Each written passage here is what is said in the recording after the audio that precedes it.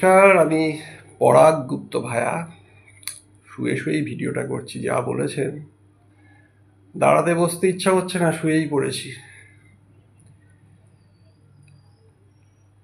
কোনো একটি ধর্ম কোম্পানি, যারা প্রধানত ধর্ম বিক্রি করেন, ভালো। আমি যারা যারা ধর্মের উপর বক্তৃতা দেন, প্রিচার, আমি শুনি। সবাই যে ফেলে দেওয়ার মতো তা নয়, আমার ভালোই লাগে। কিন্তু আমাদের রবীন্দ্রনাথ, বাঙালির রবীন্দ্রনাথ, বাঙালির পৃথিবীর রবীন্দ্রনাথ, তাকে বুঝতে হলে একটু পড়াশোনা করতে হবে। তিনি বলেছেন মানুষের কথা, সবার উপরে মানুষ সত্য। আমি তো বলি প্রাণ সত্য।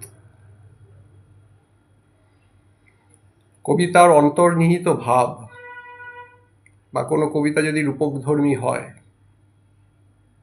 সেটা কিন্তু পড়ে পড়ে বুঝতে হবে।